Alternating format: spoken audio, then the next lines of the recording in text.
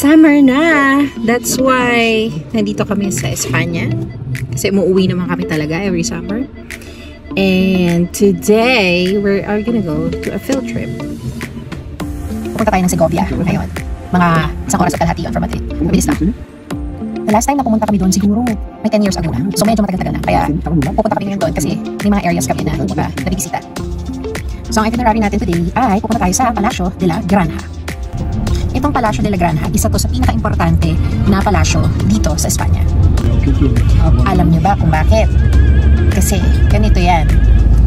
Ang bawat royal family, may mga parang ano sila, yung official name, no? So for instance, sa United Kingdom, yung royal family nila, they're known as the House of Windsor. So dito naman sa Espanya, ang royal family, they are known as the House of Bourbon. So ito yung palace na pupuntahan namin. That is the house, the official, one of the houses of the House of Bourbon. Isa to sa nakakamiss dito sa sa Spain. Hindi masyadong uso ang traffic dito. Dire-diretso ka lang. Hindi ka magmamadali. Chill-chill lang. Tsaka ano din, pansin ko talagang iba yung mga drivers abroad. Hindi ko sinasabing sa lahat ng bansa, no? Pero so far, sa mga European countries na napuntahan ko, ma-disiplina sila na magmaneho. They really follow the rules. Magalang sila. Hindi sila parang ikakat ka or alam mo yun, yung minsan pagsasalitaan ka ng hindi maganda. Walang ganun. Very ano sila dito, polite, very educated, na dapat tularan. So yung field trip namin ngayon, yan, si Jorge and my father-in-law. Nos vamos al Palacio de la Granja de Segovia. Yay!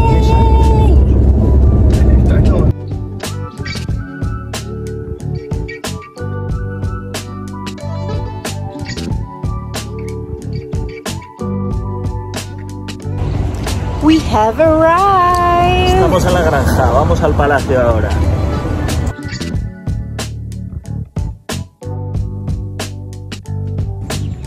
First time ko makakita ng ganitong klaseng pine tree.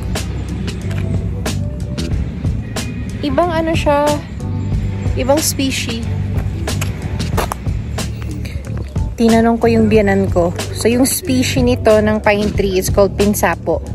At makikita siya madalas sa southern Spain. Yung mga puno na ganyan.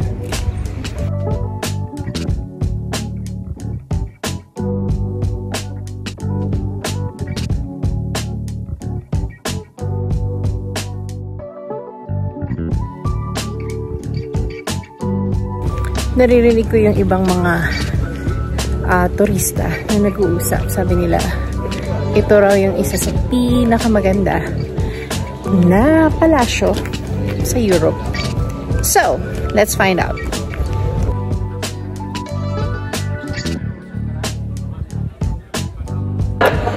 So, ito yung office. Dito ka bibili ng ticket. Pero good news, kasi free siya sa mga teachers. So, pag dala mo yung ID mo, for instance, kaming dalawang mag-asawa, kami ni Jorge, dala namin yung ID namin. So, free yung entrance. Yay!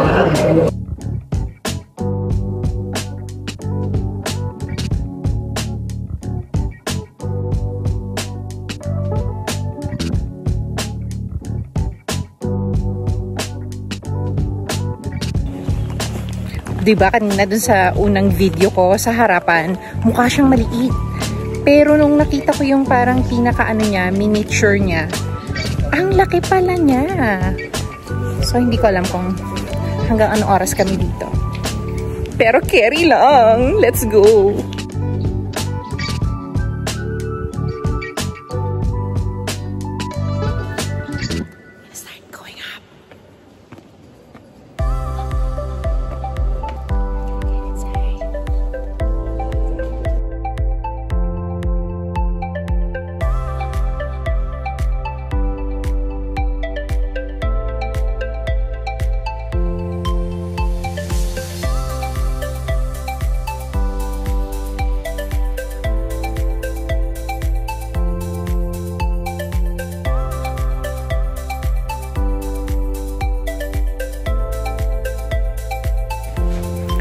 nakasulat dun sa mga description, yung mga kings and queens, pinapamana nila itong mga tapestry sa mga kamag-anak nila, sa mga, for instance, sa pamangkin nila.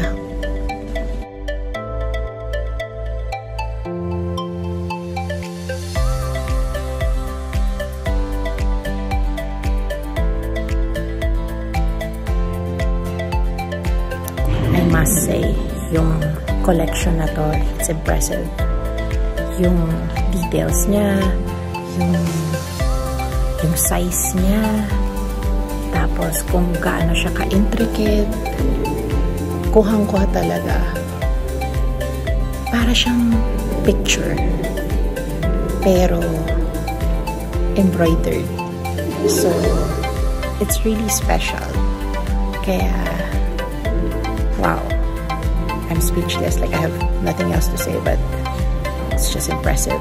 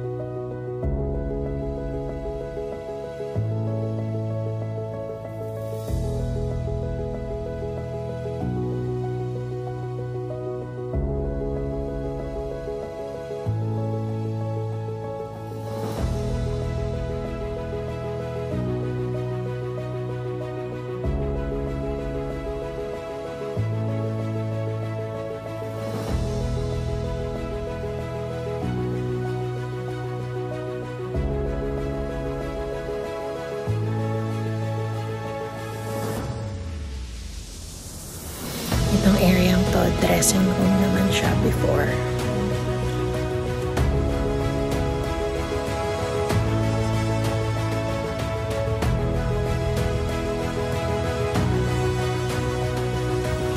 Welcome to one of the bedrooms here in the palace.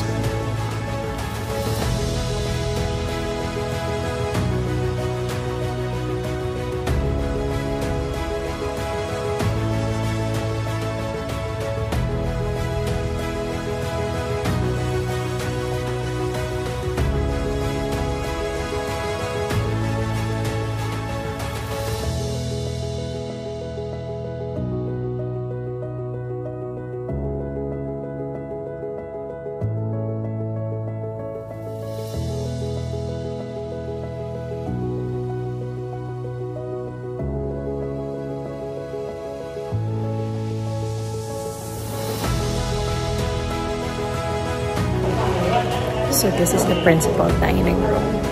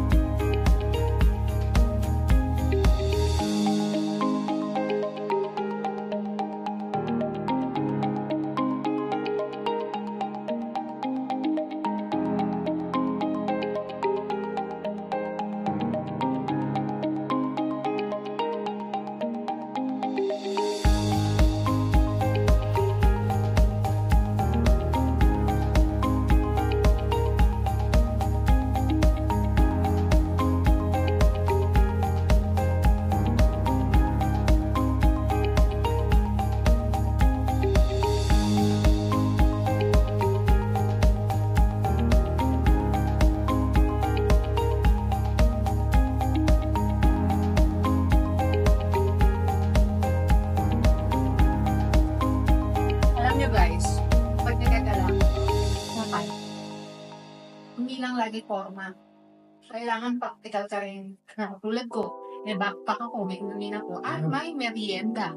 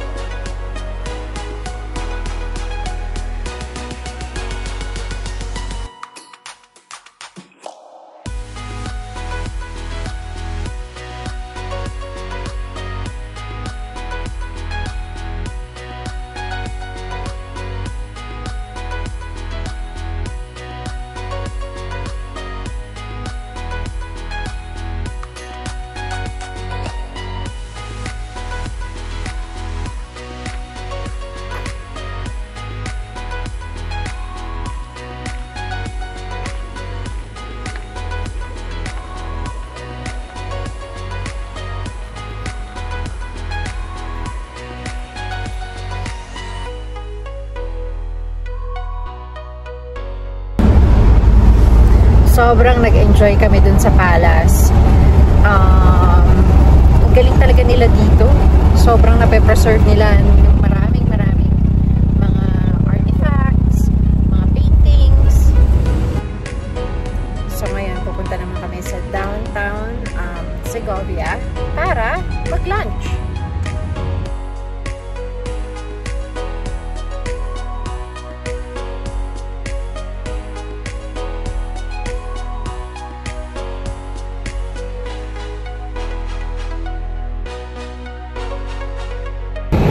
We're here in Segovia to have lunch.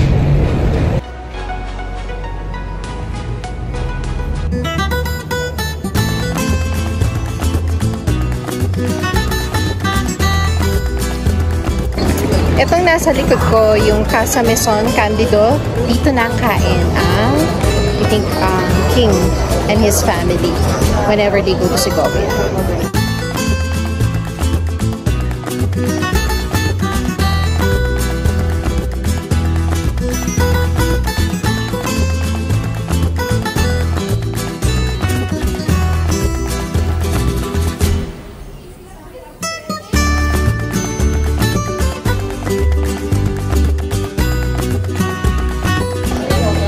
Lechon time!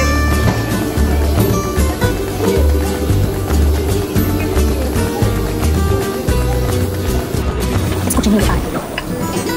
Famous cochinillo here in España. You can only find it in Segovia.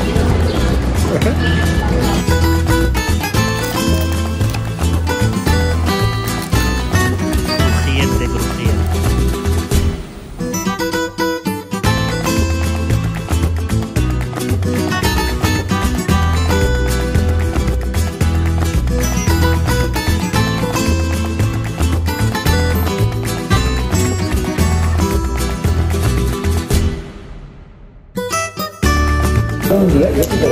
Grabe, busog na ako, pero it's not yet over. Papadating pa ang dessert.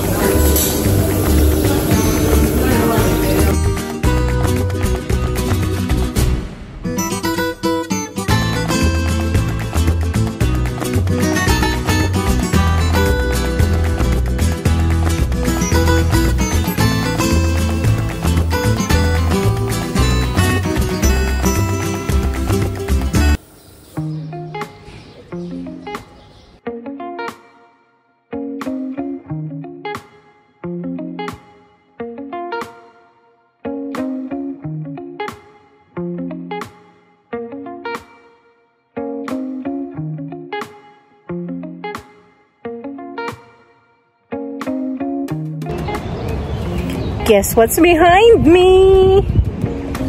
Ta-da! That one over there is the Alcázar de Segovia. Diyos ko, na-imagine nyo ba? What if yan yung bahay mo? Tapos, dumating si kuya, delivery, na sumisigaw, "Ma'am! Andito na yung parcel mo!" Bakla! Diyos ko, tatalon ka na lang sa bintana para mabilis. And that's it for today's video. See you on our next road trip.